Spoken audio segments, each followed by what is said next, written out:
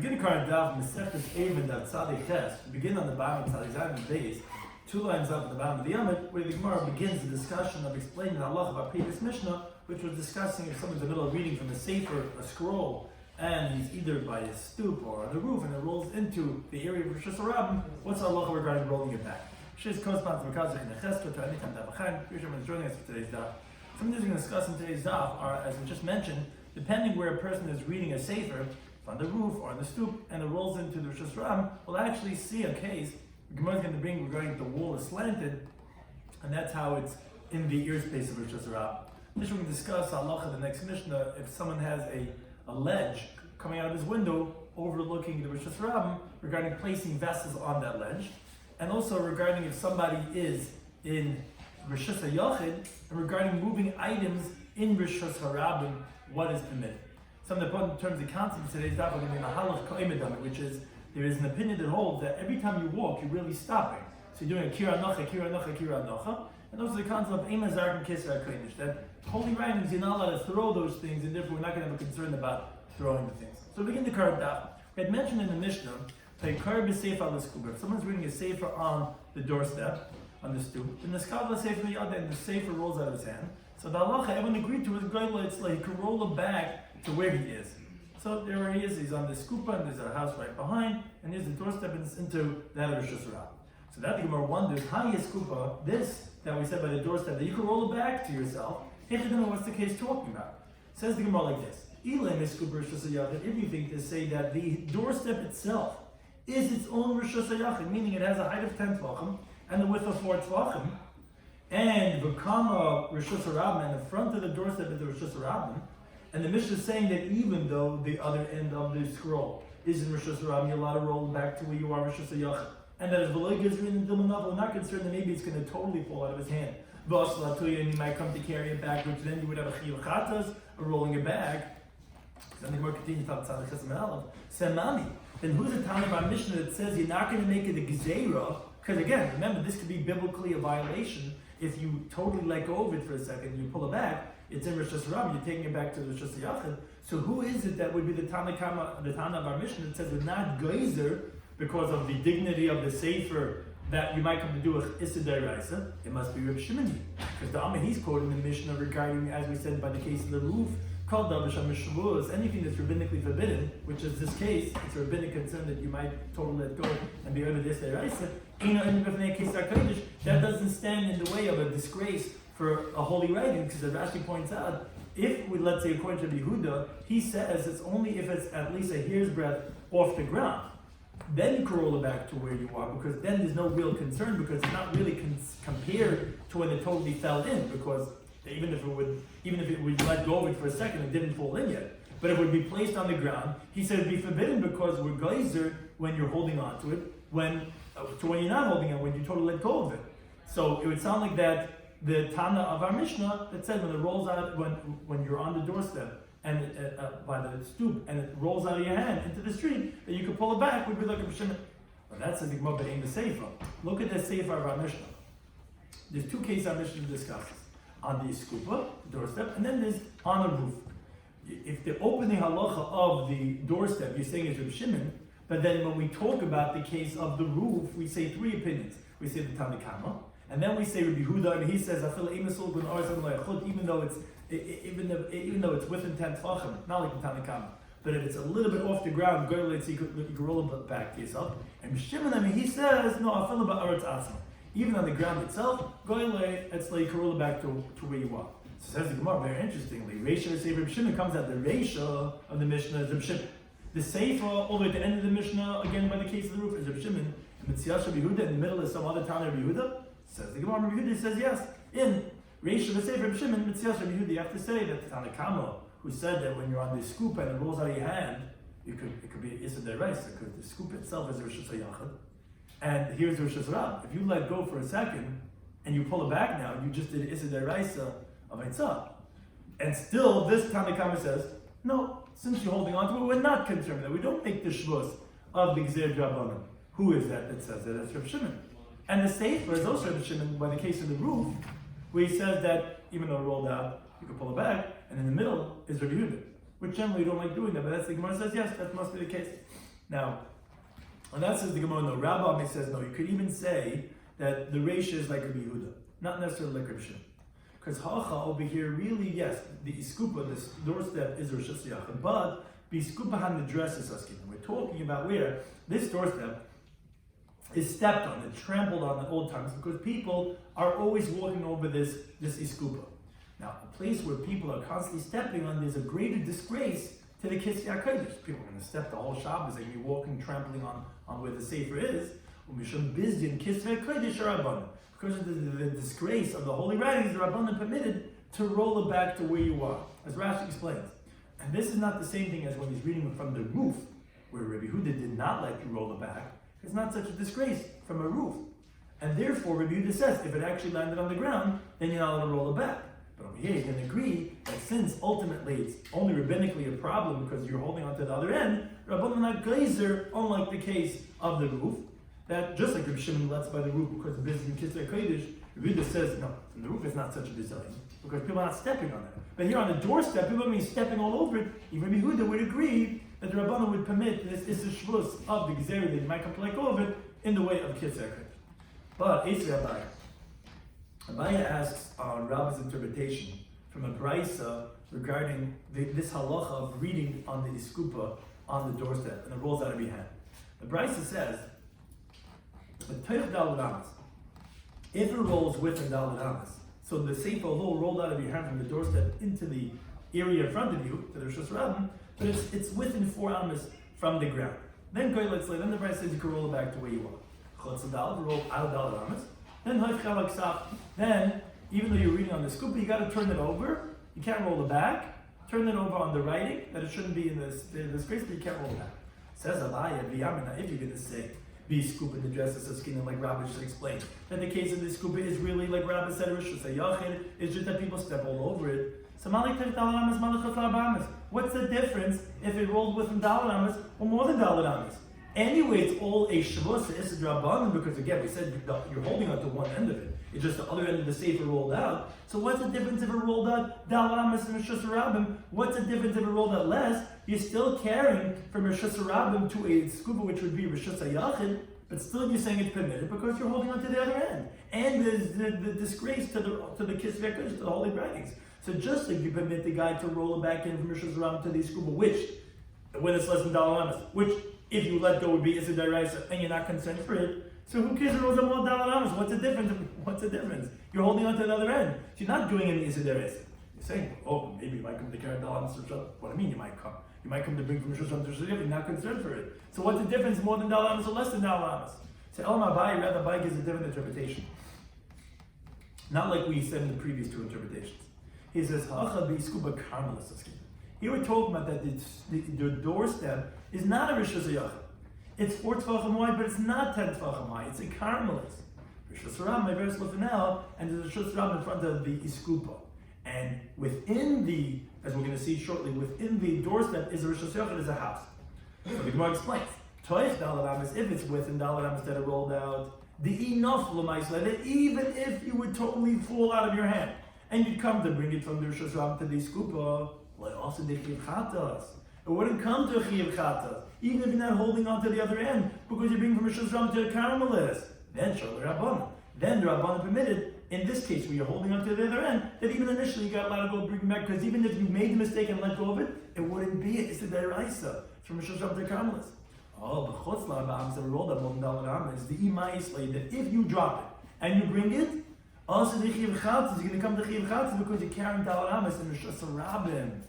So there, where you're holding on to the other end, surely Rabban did not initially let you go ahead and roll it back because of that gezerah, because you could come to Issa Daraisa. But in the case of less than Daled Amas, it cannot come to Issa Daraisa because the Iskup is a Carmelis, not a Rosh Hashanah. And even if you totally dropped it and bring it back in, you didn't do Issa Daraisa. So then, when you're holding on to the other end, where it's a gezerah of a gezerah, we let you pull it back in. That's still according to Reb Shimon. That's still that the Rashi of the Mishnah is Reb Shimon. Right. So no, we're not saying no. It's not Reb Shimon. It's what actually Tosfos discusses. What's the question regarding Reb Shimon? We're saying over here. Here we're saying according to everyone. We're saying according to that, well, there wouldn't be any problem to pull it back in. What would be the problem? We're not going to make the gzeira by a scoop of a karmelis. Everyone's going to hold it. You can pull it back in. There's no reason why anyone would say that it's forbidden. But then says the Gemara a different question. But if that's the case, that within Dalad Amis, you should also make it zero according to Rabbi Yehuda, that he is more stringent than Reb Shimon, and he's geyser shvus, even by the holy writings. You should make it zero that Dilma maybe, okay, let's pick it on, he's going to totally drop it. Then he's going to come to take it in Rosh Hashanah, and then he's going to go and walk with his feet through the doorstep into the house, and he's going to be ma'ayil Rosh Hashanah Yachid. He's going to be carrying from Rosh Hashanah to Rosh Hashanah. So why Tech Dalaram, did you say it's not a concern? What's going to be? It's going to be, anyways, this is the Rabbanon, because you can be carrying from the Rosh Hashanah to the Kamas, which is the doorstep. Rabbi is saying is differently. Yeah, but behind the doorstep is a house. Maybe he's going to go pick it up from over here, walk through the doorstep, and then take it into the house. And he's going to be violating this there, right? So why not concerned for that? Why Tech Dalaram do you let him go ahead and carry it? And if you're going to say, no, keeping the mafs because Carmelis, since the Carmelis, the doorstep is in the way. Less Lambo, we're not concerned. That's not a problem. But it's from Rosh Hashanah to Rosh Hashanah because you have the Carmelis in the way. But that's not true. Rabbi says divine Allah. He says, if someone carries something, now, as he doesn't do it straight. The Haviru Derech Olaf, the way Rashi translates it, is that he takes it above his head. So he picks it up from the street, and now he walks Dalaramas above his head, and then after he reaches Dalaramas, he puts it down. Chayiv is going to be liable, even though where he carried it in the middle was the airspace of a Malkam Tur, because over a height of 10 Tvachim, and you don't have a width of 4 Tvachim, it's considered a Malkam Tur. So obviously, since it didn't land in a Malkam Tur, it doesn't help to get in the way of interrupting that malacha by itself, carrying Dalaramas just Rab. Siros, it's not going to make a difference. Since you didn't put it down on the scoop on the doorstep, even though you're stepping over it, that's not like putting down your body, only if you stop to rest. So therefore, it is considered like you went from Rosh Hashanah to Rosh Hashanah. So we're back to the question. So why even take outlet? Are you not concerned that, let's say, you're going to pick up in the street and walk through this scoop into the house, and you might come to violate a malacha, you dropped it totally, you pick it up, and you're like, oh, you're safe, fulfill, and you walk back into the house. Why are you not concerned for there? So says Gemara, the first answer says, what are we talking about over here? Is Biskupa Arucha. Talking about a very long entryway or doorstep, which has a long width from the Shasram till you get into the house. Then even if you would totally drop it into the street, you're not going to come to Chiv Chatas. Why not? In the interim, such a long entryway, a long doorstep, he's going to stop on the doorstep, and then he's going to bring it in. And he's not going to come to do a one direct malacha like tzavim shazam to Rosh Hashanah because it's so long. He's going to remember, oh, it's Shabbos. Okay, and then he could continue walking because he's not doing the malacha deraisa. Or if you want, you could say another approach. That actually, no, not a long doorstep. But the stam kisvi hakodesh generally in the zeta sefer, you look into this. One heard this from Ram Shor. He said that from the Tata, he says. Ben Tayyid is, I would say, you come into Ashir, you see a sefer you never saw before. Ma'afim the sefer, you kicked it out.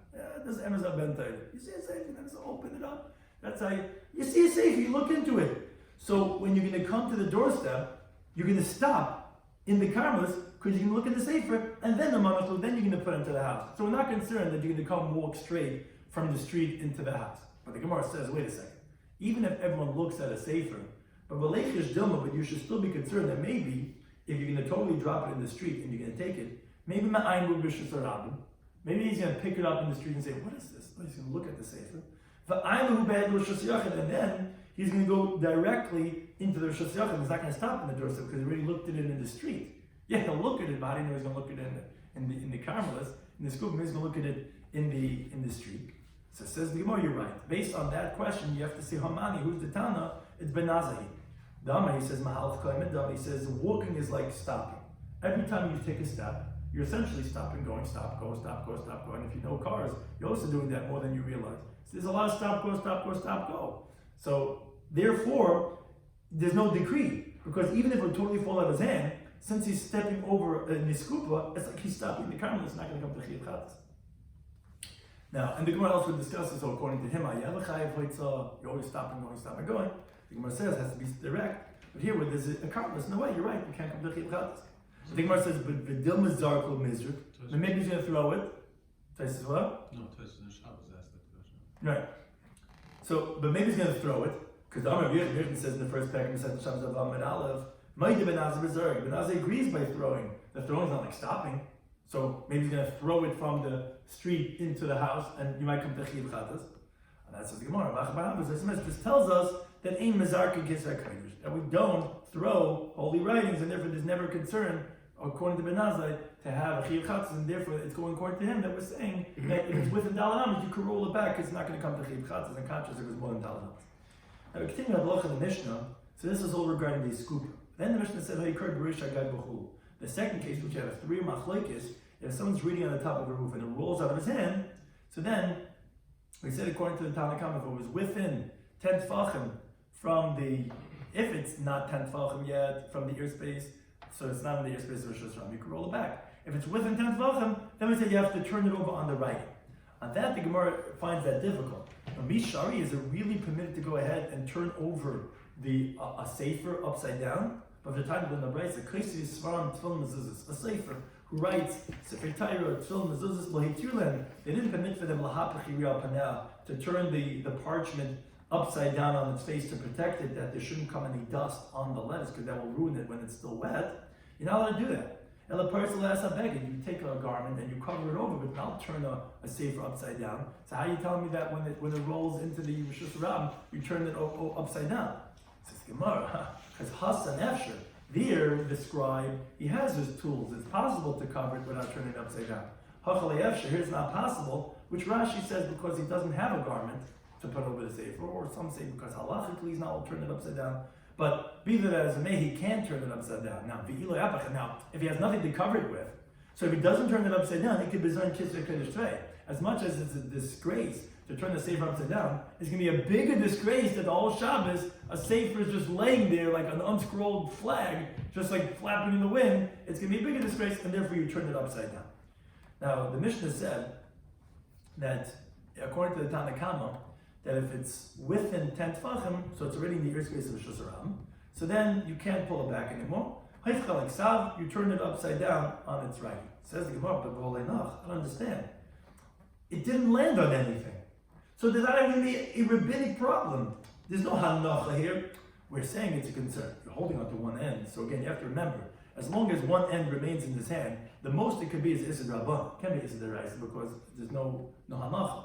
But the Gemara says, okay, so what would you say? Okay, but far it's in the Rosh Hashanah, within 10 tefachim Rosh Hashanah. If you would let go, then you'd be bringing from Rosh Hashanah to Rosh Hashanah. It's not true. Even if you let go, it didn't land on anything.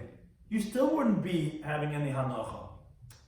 You're saying we're rabbinically concerned when you're holding on to one end.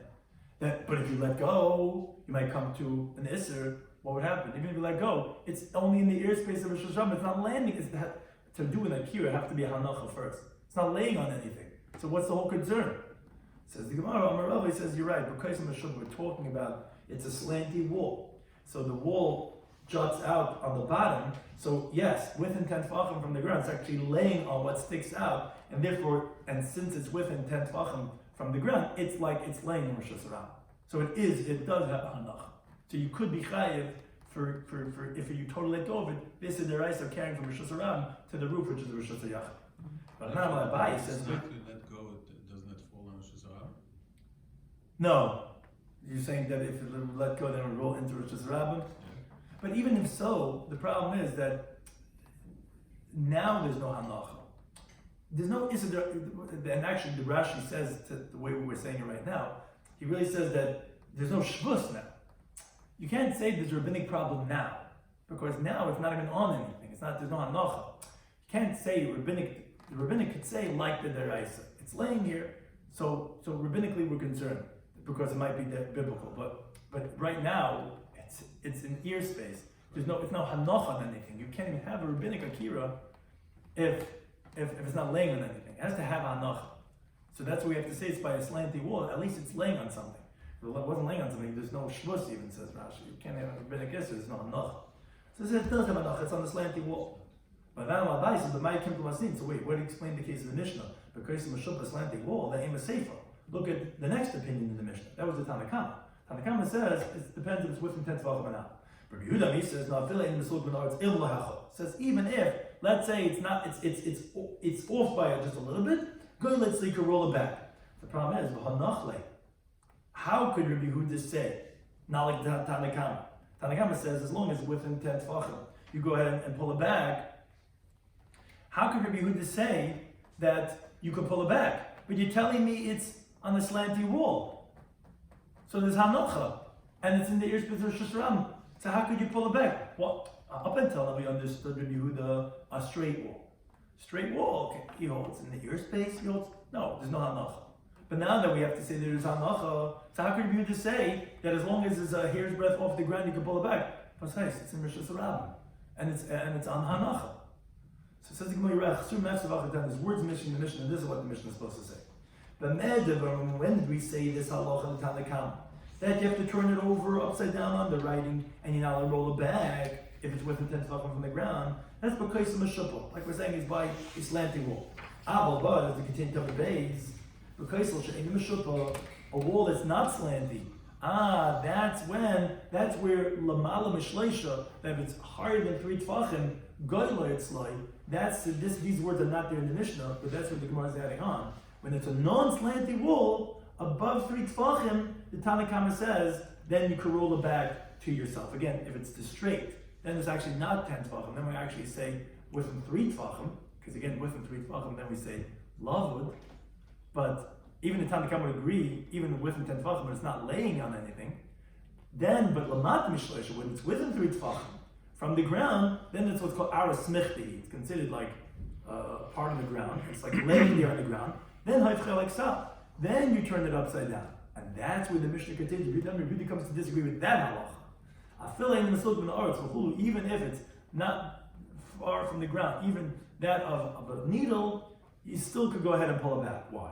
Because being hanacha, he says no, it's not enough with aras smichti svar with the 3 tefachim like the Tanakama. It has to be literally laying on something of substance, not no halachic laying. It has to have a real laying on something. And therefore, that's why we understand Rabbi's opinion that, you don't actually have enough. It's not going on the case of the slanting wall. It's going on when it's a straight wall. And that's the Tanakama, the words are missing. He says within 3 tefachim is enough. He says, no, it's got to literally be on something. But then says the Gemara, rather than this, that Rabbi says in Paragraph Zarek, the Shabbos of Kov Menal, that Toiv Shleishul Rabbanan, there's a opinion Rabbanan who disagree with Rabbi Kiva. If you recall, we discussed what's called Kulta Kimisha Hon Chadami. Kiva says that if you're throwing something from Shus Yachad to another Shus Yachad through Shus Ram, if it's within 10 tefachim from the ground, we say that it's in the ear space of a Shus Ram, it's like as if it landed in a Shus Ram. Rabbanan disagree. They say, no, we don't say that since it's within the 10 tefachim from the ground, as if it's in the Shus Ram, to make the person chai. Rather, that even if someone's throwing within 3 tefachim from the ground, Rabbanan says he's still not going to be chai. Until it actually hits the ground, and then you're going to be chayiv. It has to hit something, which even within 3 tefachim says Rava, the Rabbana holds tzarich hanacha, has to lay on something, and even if it's not an area 4 tefachim wide, it doesn't make a difference. It's got to land on something. Whereas, as Rashi says, that if it's above 3 tefachim from the ground, with lower than 10 tefachim, if it lands on something, then everyone would agree actually you're going to be patur, even according to Kiva. Because if it's 4 tefachim wide, it's a kaplis, and if it's less than 4 tefachim, it's a malkum matur. But one thing is that Rava says this halacha that according to Rabbanan, it has to land on something. It can't even be within 3 tefachim. So it comes that Rava's interpretation of the Rabbanan is a machlekes tanaim, because our Tanakam and our Mishnah, the way we just interpreted the Gemara, is saying that even if it doesn't land on something, that even if it's within 3 tefachim from the ground, that then we're going to make exerum that's going to be aser. But according to Rava, what do you mean? Even if you would let go of it, as long as it wouldn't land on something, you wouldn't be chayiv until it landed. So it comes out that his interpretation of the Rabbanan is dependent on machlekes tanaim. That our Tanakam wouldn't agree with that, because our Tanakam says at least within 3 tefachim it would be considered as hanach. So Elevada says the Gemara amends it again. The truth is Kuler Bihudi, not the way we just said before. Actually, there's no Tanakama. It's all Rabbi Yehuda. The words missing from the Mishnah. And this is how you're supposed to read the Mishnah. The Mishnah was saying this halacha of if it's within 10 tefachim from the ground, you have to turn it upside down on its face. And that's what the Mishnah comes to say. But when do we say this? Because Meshupa, by a slanty wall, which Rabbi Yehuda agrees to that halacha. And he's the Tanakama. But it's not slanted, it's a straight wall. Even it's within 3 tvachim. Goyla, it's like you roll it back, and it's not a new opinion of Rabbi Yehuda. Share Rabbi Yehuda, because Rabbi Yehuda says he is the Tanakama. Even if it's off the ground, just that of a needle, Goyla, it's like you still roll it back. My time, what's the reason? Because it has to land on something, and the main thing is it has to land. So again, if it's a slanty wall, so then it landed within 10 tvachim. So then he's the Tanakama that would say that yes, then you're not going to be able to roll it back if it's turned upside down. If it's a straight wall, then there is no hanacha, and then even if it's malay hachod, you can still roll it back. So again, now we understand Yehuda because there was no Tanakama, he is the Tanakama, and Chasur Mechser Bachik Tan. Still Kash on Rava. What question? He says Tach Shloisha Eruvin Daf. No, everyone in our mission is saying Tach Shloisha has to have hanacha. There is no Tanakama. Rabbi Yehuda is the Tanakama, and again, whereas Rabbi Shimon, he said you could always roll it back because he's not concerned with the rabbinic concern that's going to roll out of your hand because of Kisya Kodesh. Now we continue on the next Mishnah. Continue on this theme about Haitzah, about the malach of carrying out on Shabbos. Someone has a ledge in front of a window which is sticking out of the wall. It's 10 tvachim high from the ground and it's 4 tvachim wide. So it's a Rosh Hashanah. Nice nalav. So the people who live on the second story could put stuff on that ledge. The night man of Shabbos, you can take stuff from it on Shabbos because it's Rosh Hashanah, just like he's a Rosh Hashanah. Now the Gemara says, wait a second. Hi Ziz, this ledge, the mapik lahechel, what's it sticking out to? What's it overlooking? Where is it sticking out into? If you think that the ledge is sticking out into the street, what do you mean? How are you letting him use the ledge? You have to be concerned that things are going to fall. The person might come to carry it from the street, and it's an appropriate gzera to say might come to carry from Rosh Hashanah to Rosh Hashanah.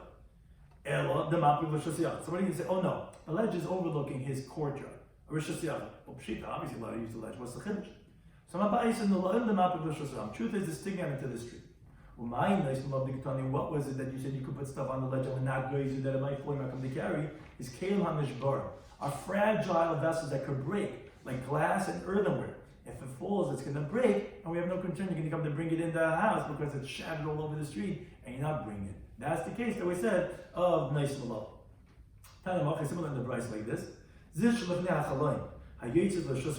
ledge in front of a window that's going out to the street, nice malach ka'aris, you could put out there plates, cases, and cups, kitanias, and pitchers, with sliches and flasks. Because again, all these things are fragile, and we presume that they're made out of earthenware. And you have your window, like my grandmother lived her whole life on 16th Avenue, and 53rd and 54th, and all she did was live by the window, and she's looking out, and there's something on the ledge, it falls there, you leave it there for the next person to clean up, it's just shattered over there, and you're not going to come to pick it up in, there's no concern.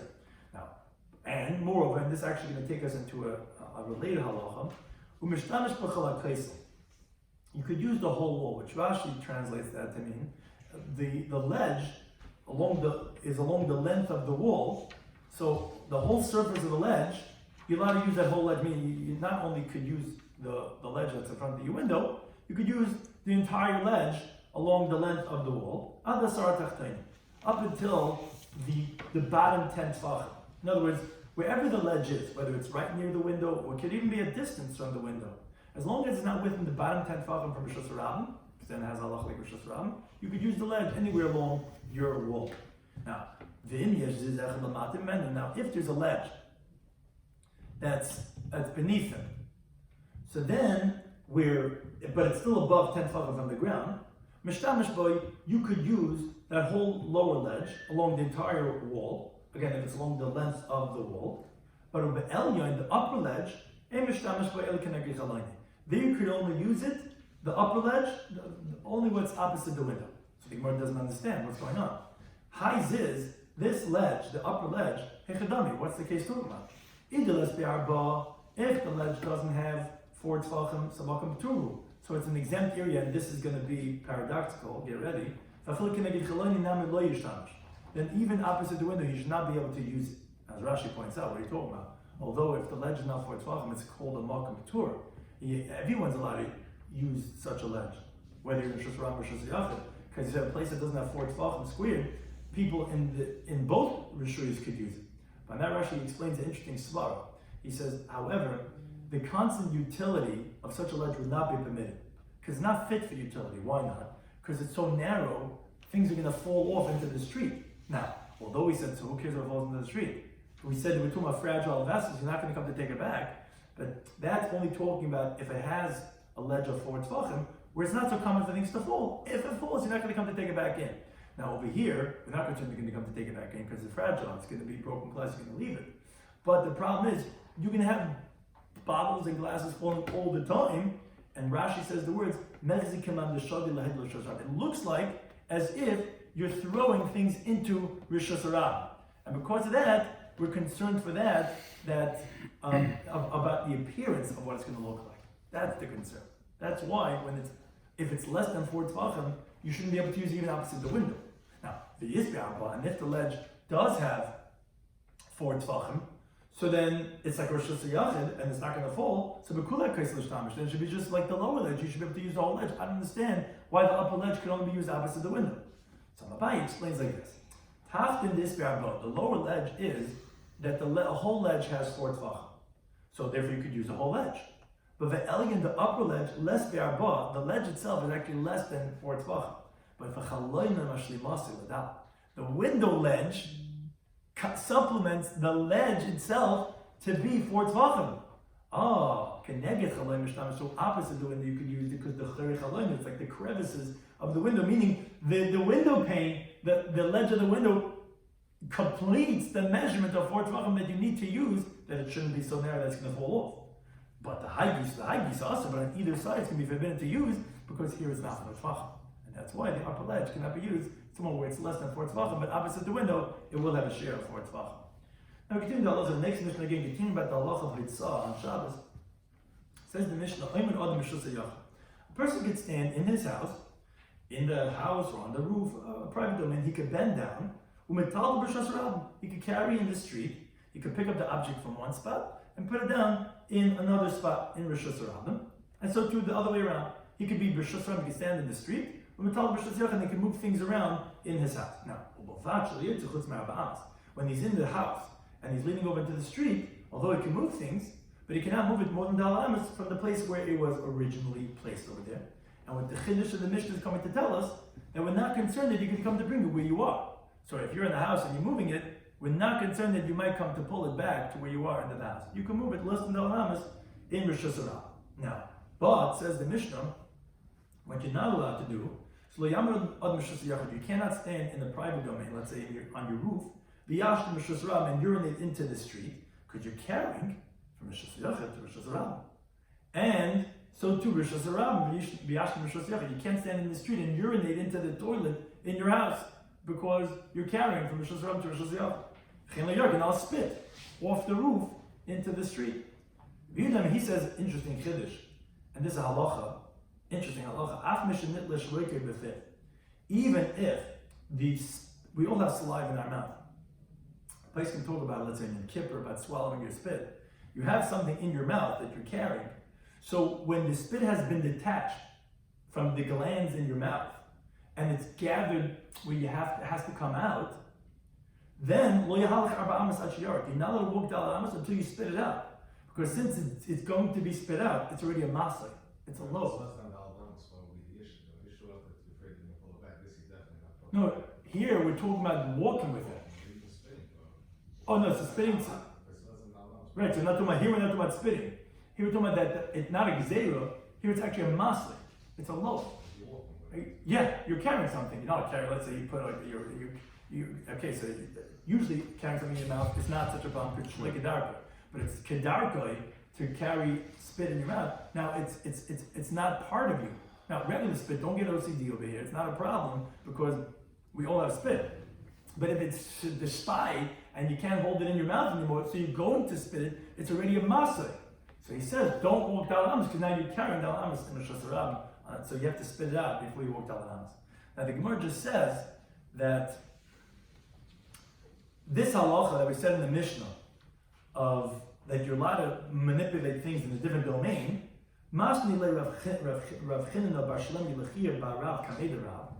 He said that he actually taught the halacha in the Mishnah. No, a person's not allowed to stand in Rishus Yachid and move things to Rishus Ram because of Exer, because you might come to bring it to where you are.